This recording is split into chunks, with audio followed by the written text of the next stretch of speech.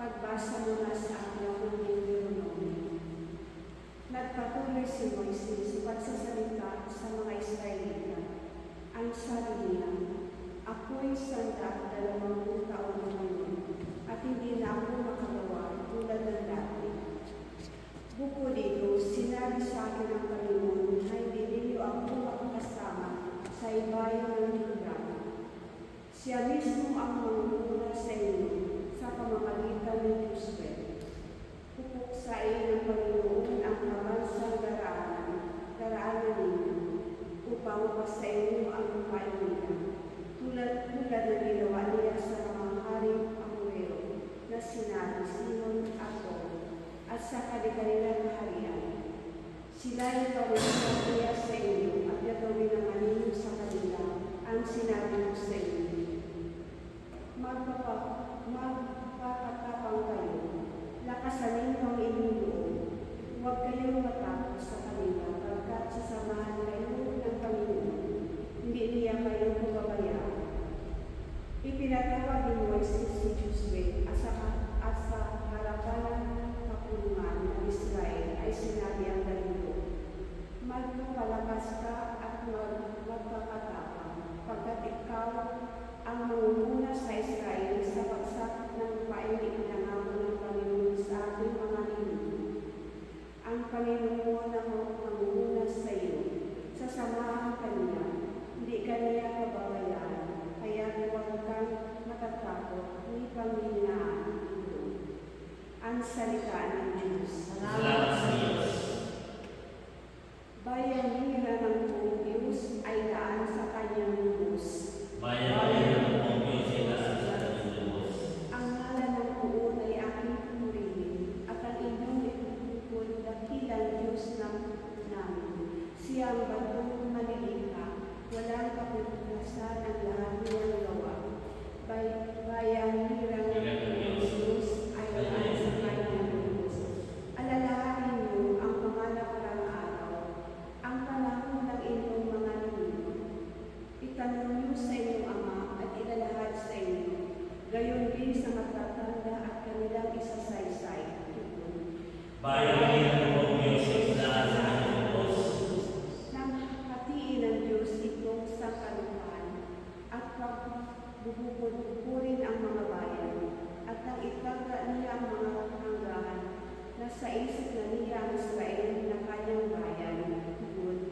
Bayan ng Diyos sa itaas sa kanyang lubos.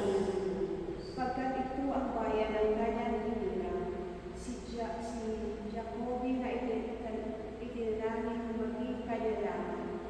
Tanging ang puon ang pamatnubay at walang ibang Diyos sa kanilang makay. Tubod. Bayan ng Diyos sa itaas sa kanyang lubos.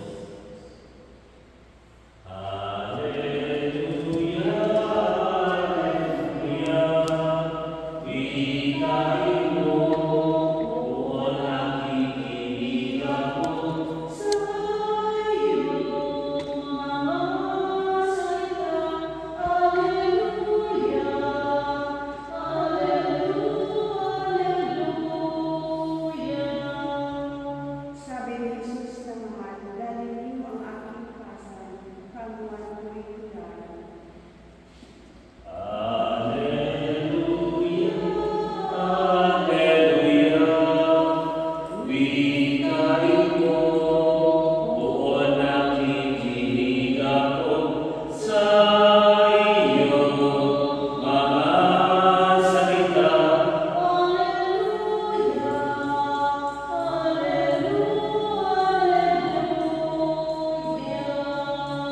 Sumainyo ang Panginoon.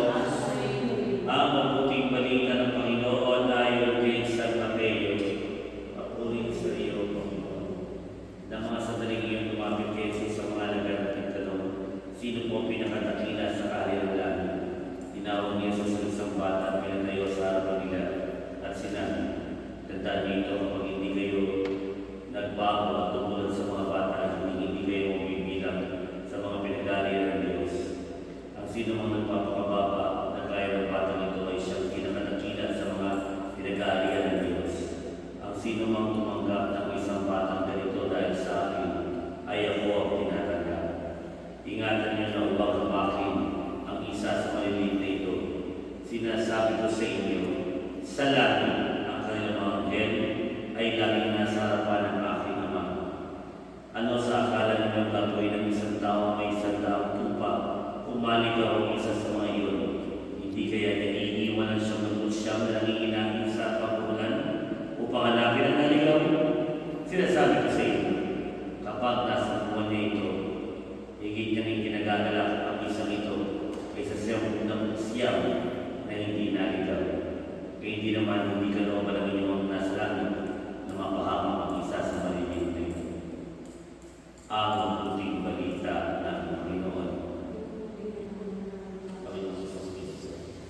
Mga kapatid, sa araw po ito ay nagpapasalamat tayo sa Diyos sa biyaya ng pag-ibig na pinagkaloob sa inyo at Mark sa loob ng 19 na taon. At tandaan po natin na yung gospel natin talks about trust, tiwala. Pinagkatiwalaan kayo ng Diyos. Ipinagkatiwala sa inyo ng Diyos ang isang kapangyarihan na maging bahagi ng paglilikha niya. Ano yun? You were given the power to produce an offspring. Sila yun, yung mga anak ninyo. Yung dalawa yung anak ay patunay na ang Diyos ay sinigurado niya ang kapangyarihan ninyong magkaroon ng anak ay mamiyari. At pinagkatiwala sa inyo ang pagiging magulang, ang pagiging parent sa pagiging ama. At mga kapatid, kapag tayo may pinagkatiwalaan, ibig sabihin, meron nakita ang Diyos sa atin na maaaring maging daan para maka-influence tayo sa kabutihan ng ibang tao. When we are trusted with responsibility, ibig sabihin nun, ito, may kapasidad ng tao ito na yung kabutihan ay may mga ibahagi niya sa kanyang kapwa. Kaya naman, patuloy niyo dapat ibahagi yung kabutihan. Alam ng Diyos na meron sa puso ninyo. Yung kabutihan sa pamagitan ng pagiging mapagmahal na asawa, mapagmahal na magulang, mapagmahal na lingkod ng Diyos. No? Kasi hindi lahat pinagkatiwalaan ng Diyos ng mga bagay na yan. You are trusted to be a good husband, good parents, good servants of God, ingatan niyo yun, no? Sikapin niyo lagi niyo makita niyo mga sarili na pinanatili at tiwala ng Diyos. Ikalawa, humility. Kuminsan pwede tayo mag-iba, ay, successful lang kami married life, like years na kayo magkasama. Magaling lang kami magulang kasi matitino yung anak namin, magagaling, nag-aaral, mabuting tao. Ay, naku, malapit kami sa Diyos kasi lagi kami nagsisimba. Meron kami mga katungkulan sa simbahan. Pwede maging mayabang tayo. Pero tandaan natin, pinagkatiwala lang tayo sa ating Diyos ang anumang meron tayo. Ang mahalaga, tayo ay sanay na maging mababa ang kalooban.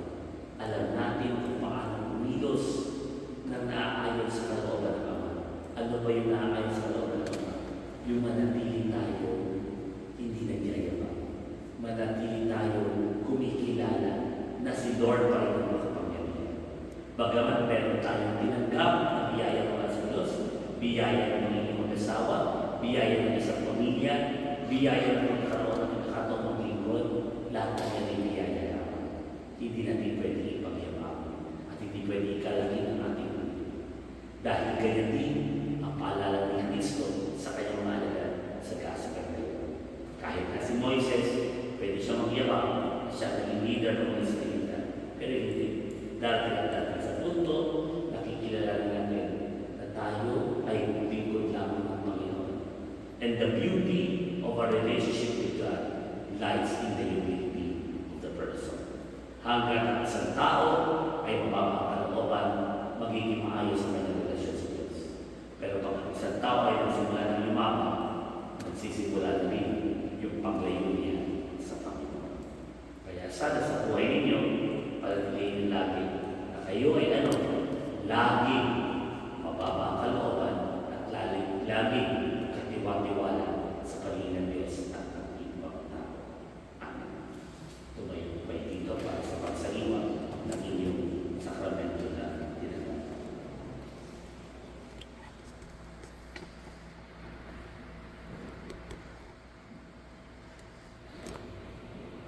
Minamahal ko Eden at Mark.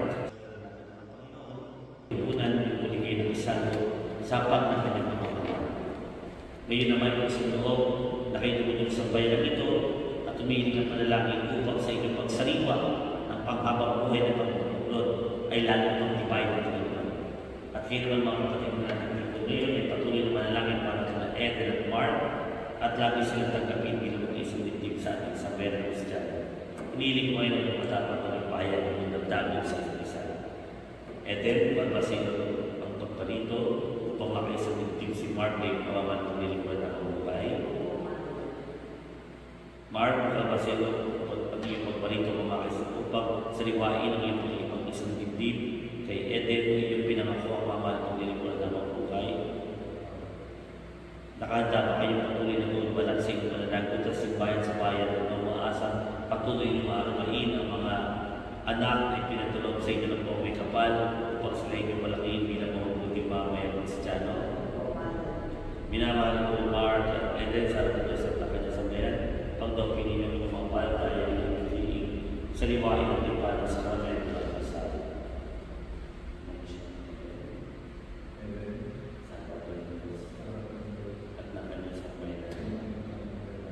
Sinasabihan ko ang aking makikipagtupan sa iyo, ang aking asawa, sa hirap at ginawa, sa kusang paglalaya, wala ang patuloy kong ibigin at lagi itatangin na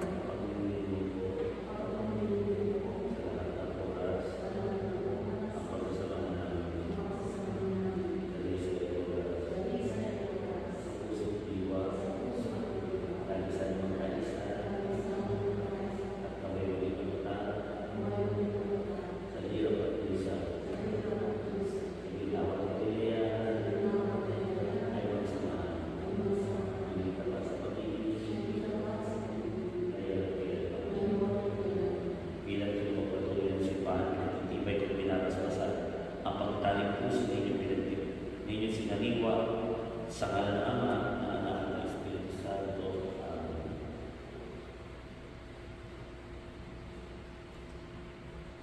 Sige po, ikaw na kasi sa isa na masuyo na yung tatlo.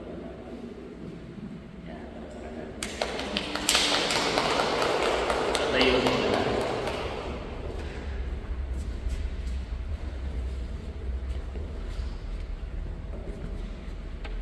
Mga minamahal kong kapatid, ay nang magkaisa sa pagdalangin sa Diyos para sa ating mga nagsariwa at kanilang sakramento na pinagpag-isang dibdib na sina Eder at Mark sa buong para sa buong simbahan sa pinagdala sa pagkakaisa ng tanan. Ang ating tutugon, Panginoon, tingin mo ang aming panalangin. Panginoon, tingin mo ang aming panalangin.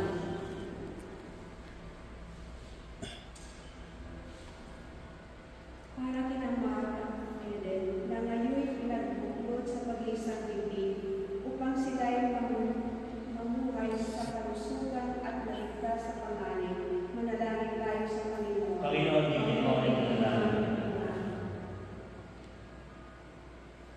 Para sila at Mark ay magpalain sa buklod ng ipan, gaya ng pagpapabanal ng Kristo sa ikinasal sa Kana Galilea, na pinangyarihan ng kanyang unang kababalaghan. Manalangin tayo sa Panginoon. Panginoon, tingin mo ang aming panalangin. Para kina Mark at Eden ay puspusin ng pag-ibig, pagkasundo at pagtulungang makalim. Manalangin tayo sa Panginoon. Panginoon, tingin mo ang aming panalangin. Para kay Mark at Eden ay pananatiling matibay sa katapatan, kasiyahan at Kristiyanong pamumuhay. Manalangin tayo sa Panginoon. Panginoon, tingin mo ang aming panalangin. Para kay Mark at Eden at ang lahat ng mag-asawa ay bigyan ng Espiritu Santo ang ibayong pag-ibig at ligaya. Manalangin tayo sa Panginoon. Panginoon, tingin mo ang aming panalangin. David natin sa Diyos sa ating personal na Ama namin makapangyarihan, kaawaan mo sa Eden at Mark at pagbigyan sa kaibigan magkamit ng iyong kaloob sa kapagkakaisa ng pagmamahal at sa kapagkakaroon ng ligaya sa kanilang kaysa na kanilang mga supling at mga mahal sa buhay. Sa pamagitan ni Yesu Cristo kasama ng Espiritu Santo, magpasa. Amen.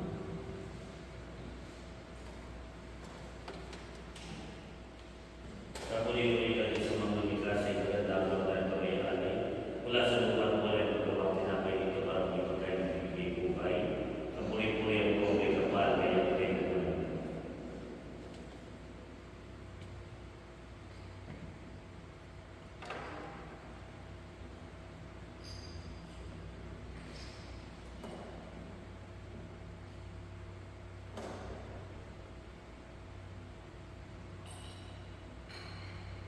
Kapuli-puli ka din sa mga lumiklas ay kagandang pagkain ng may alay mula sa kasang at tunay ang pagkawang. Akala kayo para mag-iunin ang tulog ng iyong Espiritu. Kapuli-puli ang buong may kapal kaya pagkain ng buhay.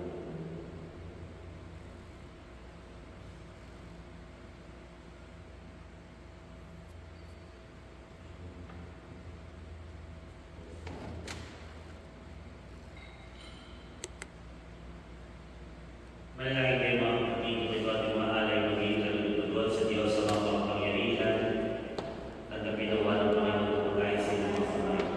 Sa apoy ay nagdaraanan sa ating kapinabahan sa buong sambayan ng Panginoon. Ama namin pinagkakalutan mo ang mga alay ng iyong sambayanan ay pinagpapaganda mo bibigay sa amin upang mahihayin mo sa tawag mo manan ng iyong ginagawa mo kami tumusin sa pamagitan ni Yesu Cristo kasama ng Espiritu Santo magpa sa walang hanggan. Sumayin ang Panginoon. Taas sa Diyos sa iyong puso at diwa. Pasalamat natin ang Panginoon ating Diyos. Ama namin mga pangyarihan, hindi lang marapat ito ay aming pasalamatan. Nasa iyo aming buhay pagkilos at pangilan.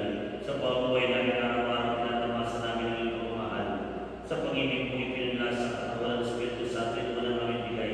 Ng anak mo naglatag sa amin at iyakan at alam buhay kami sa piling mong kailanman. Kaya isa ng mga anghel na nagsisiyawit at pagpuloy sa iyo ng malagumpay sa kalamitan kami nagpupumili sa iyo kadakilan. Santo, Santo, Santo, Panginoong Diyos na mga napupuno ang langit at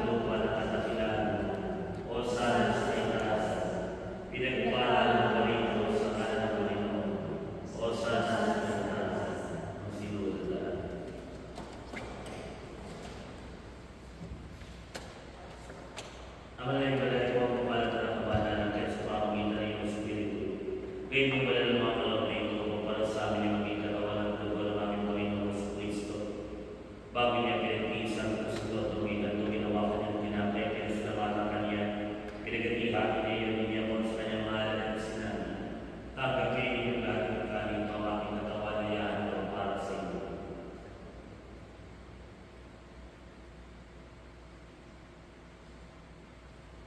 Hindi naman matapos sa matuloy na wakan niyang kalis, bigyan ng Diyos na matay ng kanyang kalis ng kanyang mahal at sinabi, "Tanggapin yung lahat ng inumin. Ito ang kalis ng aking dugo ng bago at magatipan. Aking dugo na ibubuhos para sa inyo at para sa lahat. Sa iyong pagpapatawad ng mga kasalanan, gawin niyo ito sa pagkilala sa akin."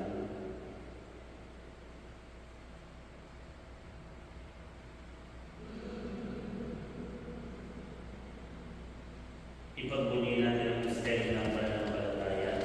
Si Kristo ay tumatay, si Kristo ay nabuhay, si Kristo ay babalik sa wakas ng panahon. Ama, ginagawa namin ngayon ang paglalaya sa mga tumatay at tumibok ng buhay ng iyong anak.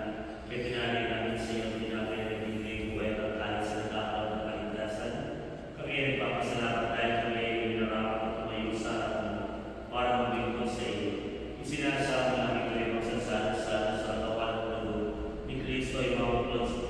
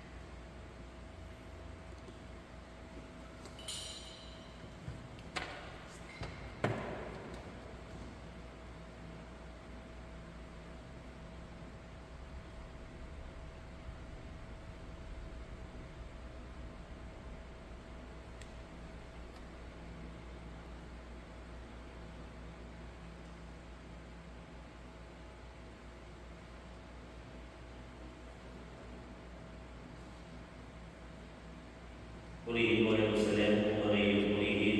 Siya ay lumaputihin, nagbibigay ng pagkain. Mayroong tinatang na angkin. Manalangin tayo. Ang maraming pagmahal at pinapang namin sa piging na banay magtulungan sa amin ang kaligtasan at pagtapat sa aming lumingin ng iyong katapatan sa pangingin ng Yesu Cristo kasama ng Espiritu Santo at sa walang hanggan. Sumayin niyo ang Panginoon. At naway pagpalayan ng lahat ng dahil pagmahal ng Diyos, Ama, Anak, at Espiritu Santo. Amen. Nagay ninyo sa inyong paghayo ay pagdulog ni Cristo. Salamat sa Diyos.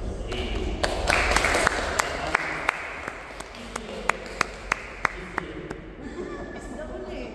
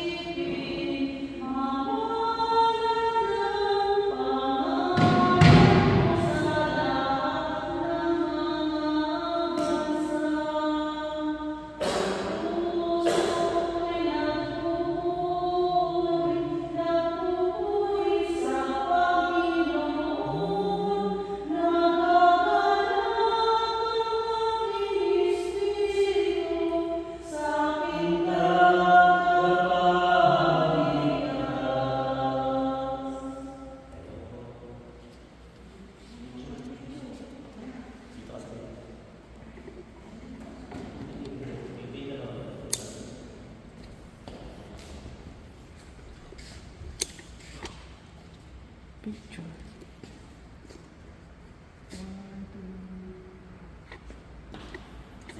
Kasi sister.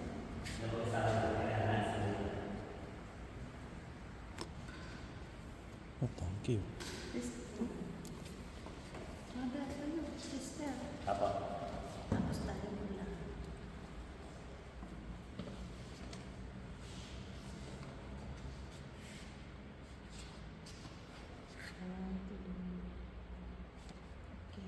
Okay, pamilya.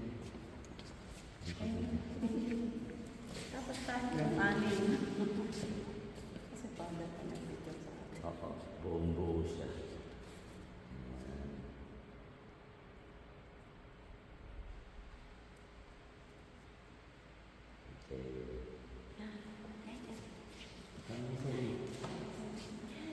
Tapos mag-send pa tayo ng anin.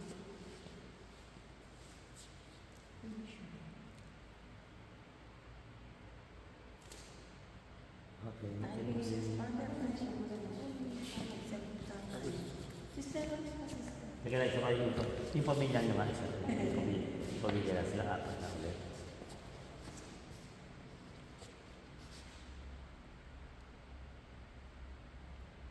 One, two, three. Kasi gusto ko yung buo. Ano siya kasi